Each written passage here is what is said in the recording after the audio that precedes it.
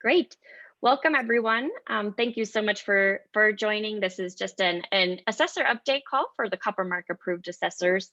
I'm Hillary Amster. I'm the Director of Assurance and Impact at the Copper Mark. A quick look here at our antitrust statement. Please do be cognizant of avoiding these topics of conversation. And if you do hear anyone starting to head in this direction, please do stop them and stop that conversation, and we can move to a new topic. As I mentioned, this call is being recorded. I do ask that you keep your lines on mute, and you can raise your hands or use the chat for questions, at least until the end here of the presentation. I am going to send the deck as well as a link to the recording following the call so that everyone here and those who are not able to join will have access to it. So I will be sending everything after the call. A quick look at the agenda. Again, this is really an update call. It's not so much a training, but just to welcome all of you. Thank you so much for joining or for listening in. I'd like to look at our objectives and then give some updates on our joint due diligence standard, as well as our revised assurance process, and let you know where you can find some tools. We'll end with a question and answer session, and then if anyone has anything else that they'd like to add, we're happy to do that. Objectives for this meeting. There are a few main objectives here. The first is, of course, just to provide relevant updates on our standards and tools. The second is to ensure that our new assessment requirements are understood. The third is to inform assessors of resources and where to find information. And then most importantly, just hear any questions or concerns that you may be having in relation to the call today so that we can get those clarified. All right, we'll start then with a look at our joint due diligence standard for copper, lead, nickel, and zinc. As you may be aware, we did release a standard in February of this year with a number of other organizations, the International Lead Association, International Zinc Association, the Nickel Institute, and the Responsible Minerals Initiative. And this is a standard that looks specifically at the OECD guidance for the responsible sourcing of minerals from conflict-affected and high-risk areas, but for these other supply chains, so for copper, lead, nickel, and zinc. There are two ways that this standard can be assessed. One is as a standalone, and that is available for companies that have any production of copper, lead, nickel, zinc, as well as part of the Copper Mark criteria, and in specifically criteria number 31, mineral supply chain due diligence. And I'll talk more about that in just a moment. If you haven't taken a look, this is available. It's on the website. It's also been translated into a few other languages already. And this is a really valuable tool that we've produced with these other organizations so that metals that are traded on the London Metals Exchange will be able to meet some new requirements there for responsible sourcing. So who is eligible? Again, copper producers, so specifically those who are using the full criteria guide and RRA criteria, can use it for demonstrating conformance to criteria 31 of the risk readiness assessment. In 2021, this year, this is voluntary. We're going through the pilot process, but this will be required in 2022. So that means anyone conducting a full assessment will need to use this standard to demonstrate conformance with criterion 31 beginning in 2022. And then any company that produces or trades copper, lead, nickel, or zinc can also use the standard and do just a standalone assessment against it. And they can use that to include a number of different metals. So we understand that there are some of these sites that produce up to 16 different metals. All 16 can be included so long as there is also either copper, lead, nickel, or zinc. So how does this work?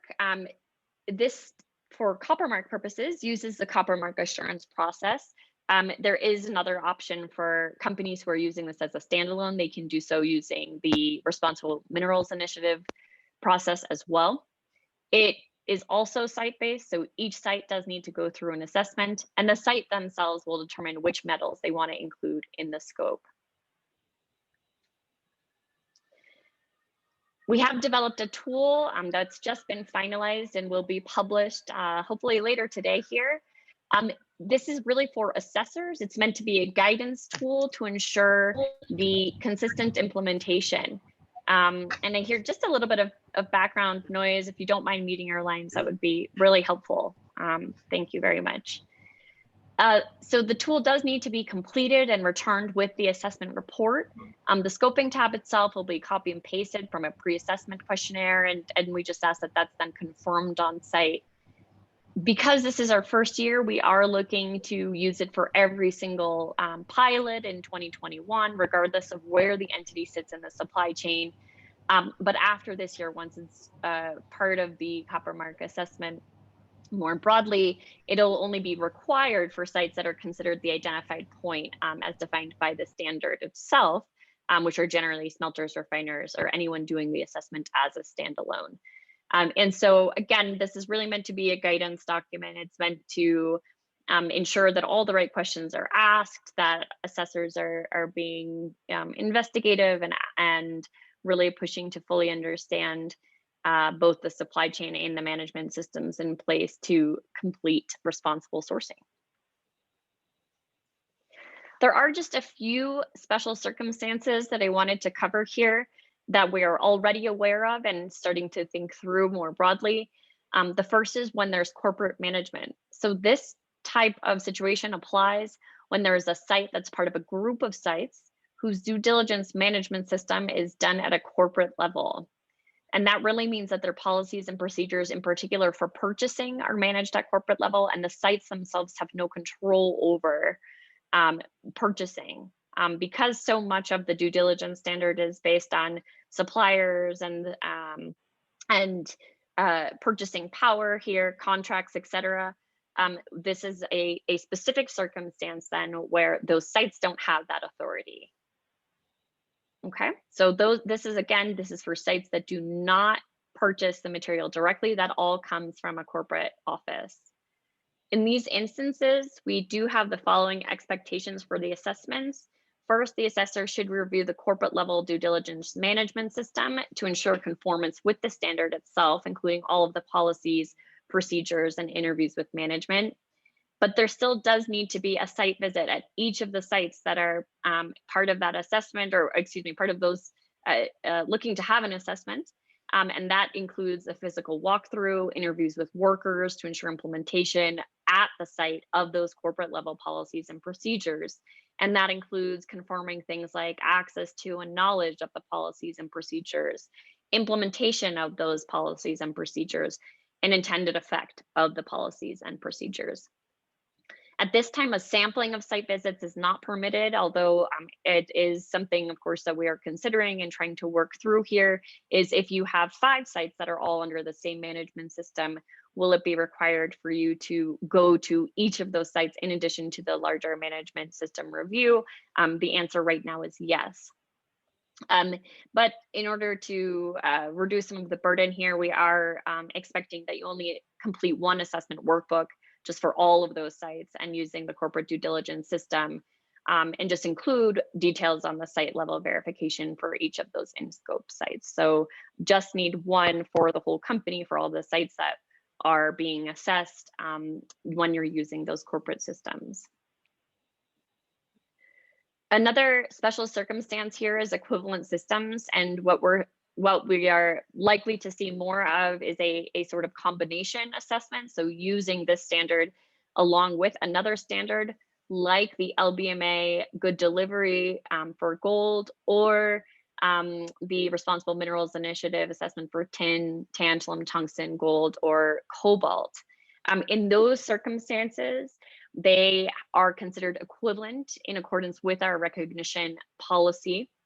And our expectation then is that the assessor confirms that the equivalent system, right? So the system that covers gold, tin, tantalum, tungsten, or cobalt also applies to the other metals in scope. So one way, for example, to do that would be having a sampling process to ensure that copper, lead, nickel, zinc, or any of the other metals are also part of that process, whether it's supplier due diligence or the identification of conflict affected and high risk areas, et cetera.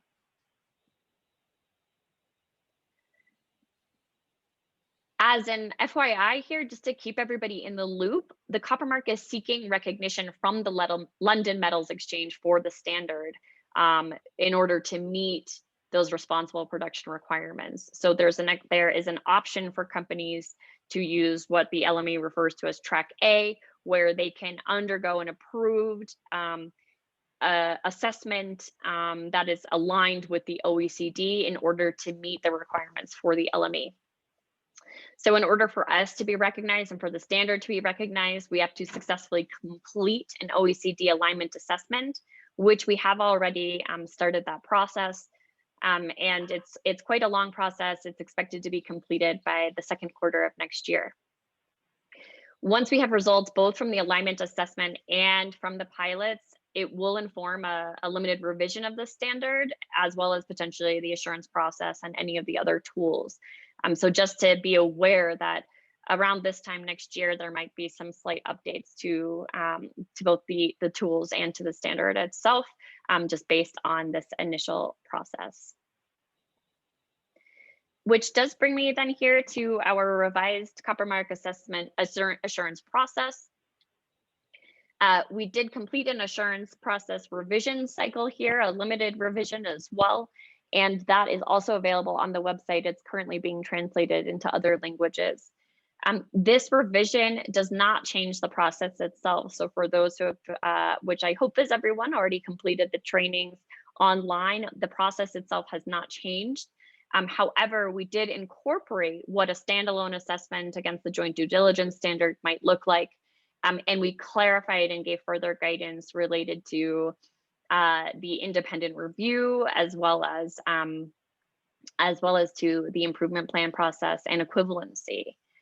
Other edits were made to clarify or provide consistency and additional guidance, and to ensure alignment against the ICL Assurance Code, which is another organization with which we are seeking and applying for membership. We did include policies related to assessment observers, as well as remote assessments. I'll touch in just a moment about as a reminder of our remote assessment policy for COVID-19. And just broadly speaking, this has been incorporated now directly into the assurance process. I will just note, for purposes of this call and the audience here, the elaboration on expected assessment activities in the assurance process itself. Again, they haven't changed. The expectation is still the same, but we have elaborated on it and just provided a little bit more clarity. And this is already in effect. So unless you already have an assessment underway, this needs to be used for that process.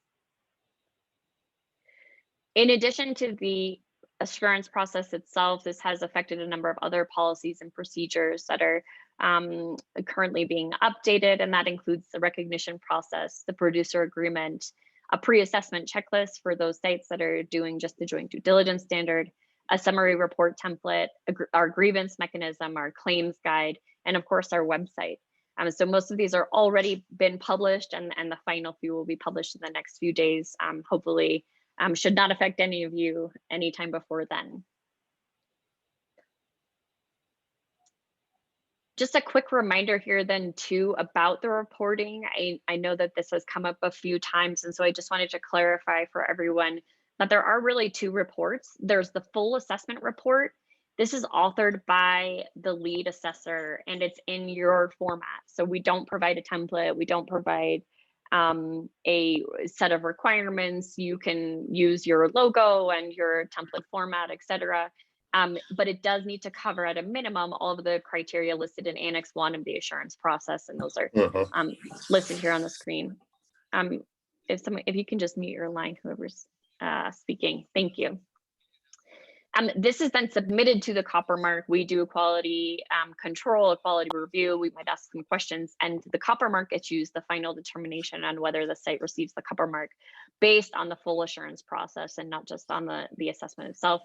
This is not public. This is owned by the site. So the only ones who see this are the assessors, the site, and the Copper Mark. And this is where there might be sensitive or confidential information that should not be shared. In the second report, this is actually authored by the Copper Mark, and it's informed by the full assessment report, as well as other steps in the assurance process, such as the independent review and the self-assessment. This one is public. In this respect, we're really trying to drive consistency in what's publicly reported about the assurance process. And you can see a number of examples on our website so that you get a better sense. I will mention that the assessment firm and the assessor and a lot of the information is still published in there, but not business confidential information of the site itself. Another reminder here, just in terms of remote assessments, and in particular in the context of COVID-19, we do not accept remote assessments. Every criteria does have to have an assessment on site, whether through the Copper Mark or one of its equivalent systems. We have a policy on this. So please do not start scoping audits and sending out proposals that have you doing an assessment remotely. We do not allow that. And there does need to be a conversation between the Copper Mark and the site on whether or not there is some flexibility in certain criteria being assessed remotely. So again, you can look more closely at that policy, but my ask to you is please do not start scoping your assessments or proposals to be remote. This does need to be a conversation with the Copper Mark first. It's not a given. A quick look here at Assessor Tools. We are going to be putting on our website just a password protected part where we're going to put all relevant documents just in a chart that hopefully will make it easier to find everything. It's going to be broken down by sort of those core documents, overarching documents, as well as then step 1, here are the documents, step 2, here are the documents, etc. And as you can see in just the example here, it's going to have information about the different languages, the effective date, and to which types of sites it is applicable. So once that's up and running, we will share that with you as well as the password to enter. And last but not least, we are putting together a Copper Mark assessment management procedure. It's almost done, so it's going to be finalized soon. It just builds upon section 4 of the assurance process itself, which talks about assessor management, but it talks a little bit more in depth about how we'll manage the process once a assessor or an assessment firm are approved. How do we do monitoring and evaluation? And then, how are we going to communicate any results coming out of that process? So I'm going to stop here and maybe take a few minutes up to 10. We're at 8:20 my time. 20 minutes past the hour. So I'll open it up now to questions from the group, and you can either send them in via chat or go ahead and just unmute your mic and ask away.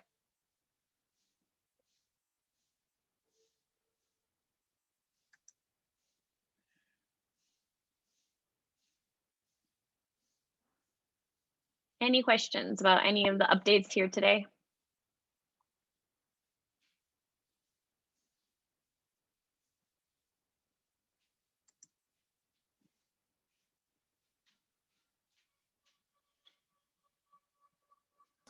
Hi, Hillary. It's Tatiana Vasenko. I have one little quick question. I don't know if it's relevant or not, but I'm thinking about the scope. That slide when you were talking about the scope, in case if it's a corporation with different sites. So who determines how many sites will be in the scope? So for example, if there are dozens of the sites and they are all doing one of the metals, for example, does it mean that an audit, a complete audit, would include all of them? It's a great question. It would actually be, because it's site level, Tanya, then it's actually 12 audits. And it's something that we Coppermark work on directly with the sites themselves too, because they scope with us when they first sign up. So by the time it comes to you in terms of an assessment, it should be clear in terms of there are 12 sites, which technically means 12 different assessments. In this case, we're trying to consolidate some of the work because the management system is done at corporate level. You obviously don't need to review that 12 times, but you just need to review that it's being implemented at site 12 times. And again, this is where I'm coming to the sampling site visits isn't currently permitted, but is something that we're trying to think through here. And of course, would just love all of your feedback, especially as you're going through these pilots. But we would help provide that and clarify that for you after working with the companies. We work with them to define what the scope is. Okay, and great. what constitutes a site. I will just say, Tanya, that it's also a good question, because site might mean 6 buildings. Just because it's one site doesn't mean it's one factory floor. So it's it's a little bit more complicated. It might be a little bit bigger, but yeah, we'll make sure that you have all that information. Okay, thank you so much. It's clear. I have a question. If the company has conducted a second party assessment against the OECD guidance of its system sourcing, is there any recognition if it's conducted within 12 months? It's not at this time. It can be just some, evidence of implementation to provide a second party report. But especially because we're going through the process of the OECD alignment assessment, we do need to ensure that we're piloting this to the full extent. But good question. Other questions?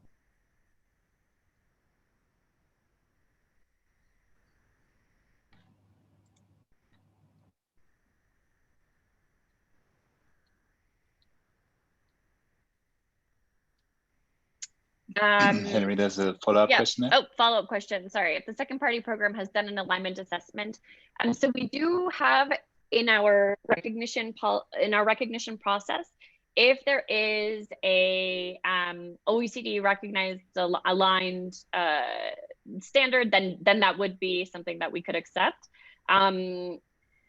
And so we can go through just with our recognition process specifically what those requirements are. But yeah, that's something we could look at more closely, because our policy basically says if it's a system that has already gone through an OECD aligned assessment with an approved OECD aligned assessor and considered fully meets, then it would be accepted. We still do have to look at the assurance process itself of that system, but there's the standard itself is something that could be accepted at the very least. Hilary, it's Tatiana again. And in this case, does it mean that by the time when an auditor gets the assignment, it is already covered? Like if they have any other assessment results? That goes back to, it's a good question too. So that's going to go back to my question, or I'm sorry, my slide here, if I find it, where if there's an equivalent system, right? So if they basically, I guess there's 2 things that I should really say. One is we are not doing like a cross listing in terms of saying, great, you've already done this, we're going to cross list you. I know that that's in some others, other schemes. But we will say this has already been assessed, so we don't need to reassess that element. So for example, if this equivalent system has covered some metals but not others, we wouldn't reassess, you, the auditor, wouldn't need to reassess the whole management system, but you would have a more limited scope to assess that the new metals are also part of that already approved management system. And again, all of this would be made clear to you ahead of time so that you know exactly what your scope is. Great. Thanks so much. Yeah, the idea is that the sites themselves submit this information ahead of time, so when they're actually applying, so that we can help define the scope before it gets to the auditor and you guys have a much clearer sense of what you need to do.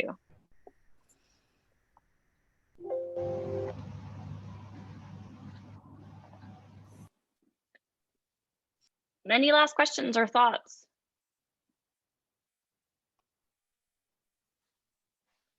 All right.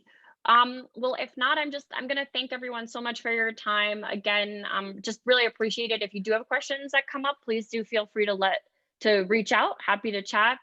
And we are going to send out both the slide deck here as well as a link to the recording. And I will send out the tools just so everybody can have it as well. I'll let you know as soon as this new portal is up for all of the documents. But in the meantime, please just feel free to reach out if there's anything that you need. Thanks so much for joining, and we will chat soon. Take care. Thank you. Thank you. Bye-bye. Thanks, Hillary. Bye.